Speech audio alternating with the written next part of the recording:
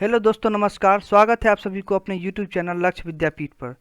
तो आज मैं फिर से आप लोग के लिए 8 सितंबर 2020 का करंट अफेयर लेके आया हूं। तो आप लोग मेरे चैनल के आखिरी तक बने रहें और एक एक जीके को आप लोग ध्यान से पढ़कर समझें।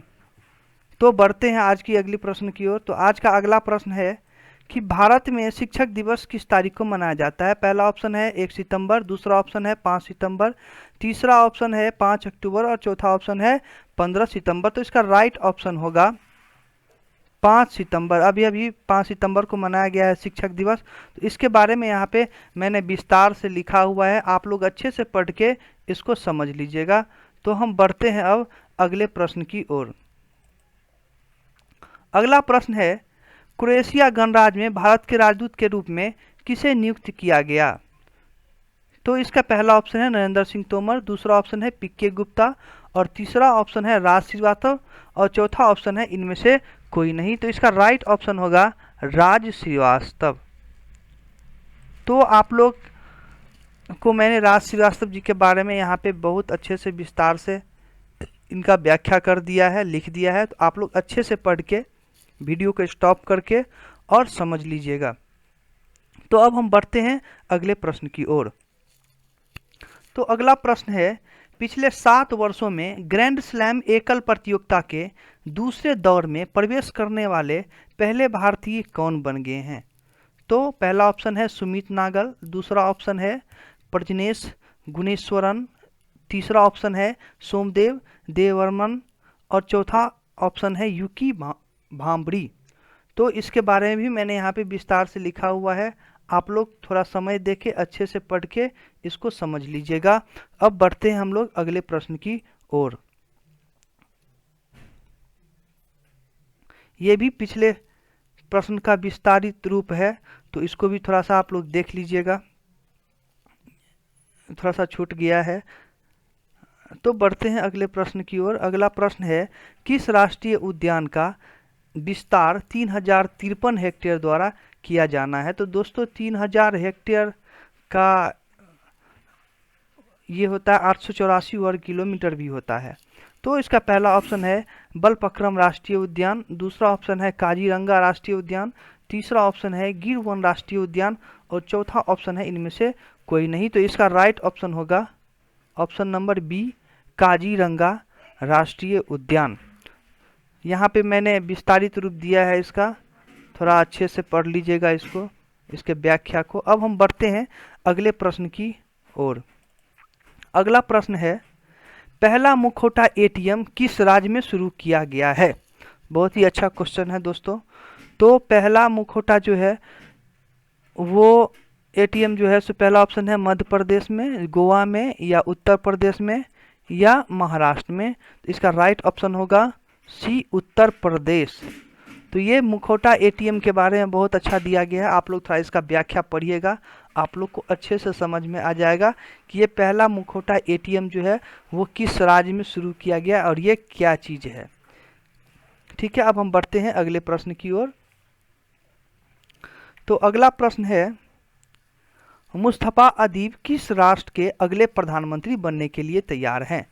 तो इसका पहला ऑप्शन होगा बेलारूस, दूसरा ऑप्शन होगा लेबनान और तीसरा ऑप्शन है माली और चौथा ऑप्शन है तुर्की।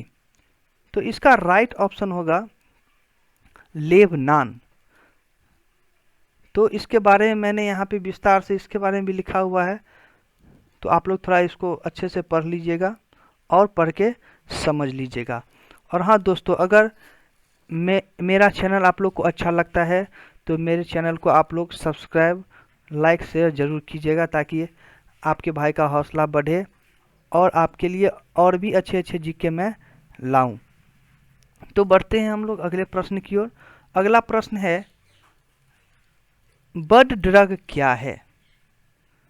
तो इसका पहला ऑप्शन होगा जंगली घास या इंजेक्शन का एक प्रकार या मारिजुआना संयंत्र के धूम्रपान तंत्र या अगला है इनमें से कोई भी नहीं। तो इसका राइट ऑप्शन यही होगा सी, मारिजुआना संयंत्र के धूम्रपान तत्व। तो इसके बारे में मैंने विस्तार से यहाँ पे लिखा गया है, विस्तार से मैंने लिख दिया है यहाँ पे, आप लोग थोड़ा अच्छे से पढ़ लीजिएगा। और हाँ, पढ़ के उसको समझना बहुत ही ज़रूरी है। तो हम बढ़ते हैं अगले प्रश्न की ओर। अगला प्रश्न है, किस मंत्रालय ने राज्यों के व्यापार सुधार कार्य योजना रैंकिंग शुरू की?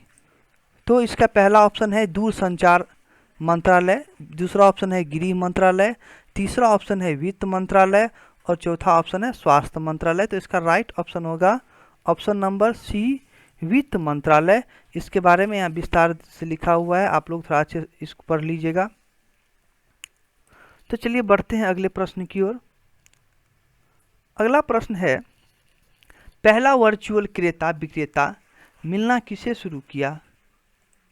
तो इसका पहला ऑप्शन है GJEPC, दूसरा ऑप्शन है RBI भारतीय रिजर्व बैंक, तीसरा ऑप्शन है हीरा व्यापारी और चौथा ऑप्शन है इनमें से कोई नहीं। तो इसका राइट ऑप्शन होगा GJEPC। तो आप लोग इसको अच्छे से पढ़ लीजिएगा और पढ़ के समझ लीजिएगा।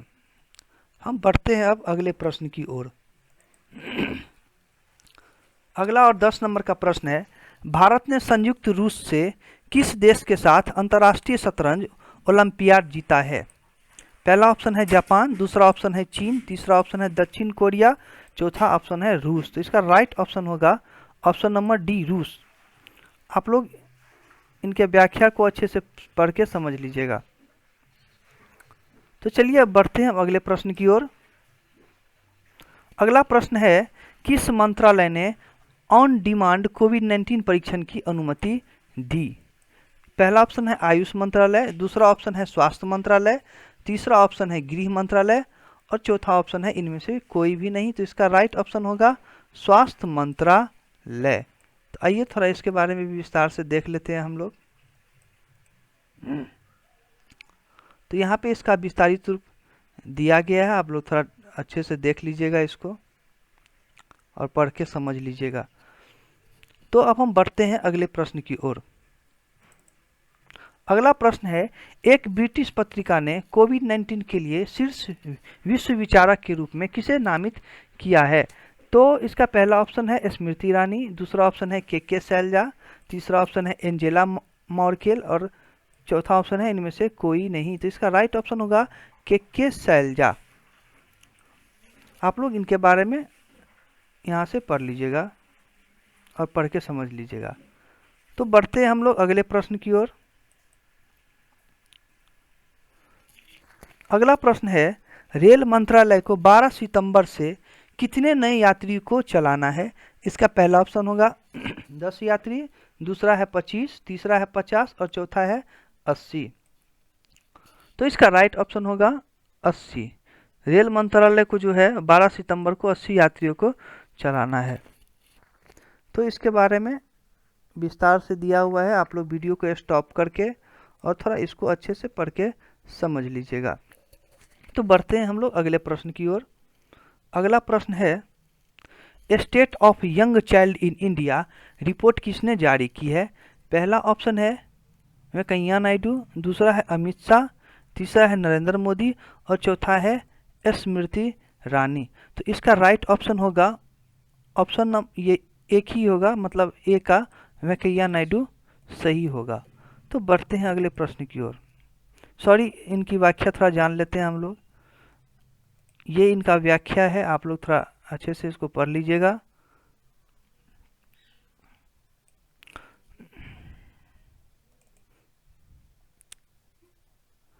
तो दोस्तों, आज के लिए इतना प्रश्न था। तो आप लोग को अगर मेरा चैनल अच्छा लगता है तो आप लोग सब्सक्राइब कीजिएगा। तो मिलते हैं हम लोग नेक्स्ट वीडियो में। धन्यवाद।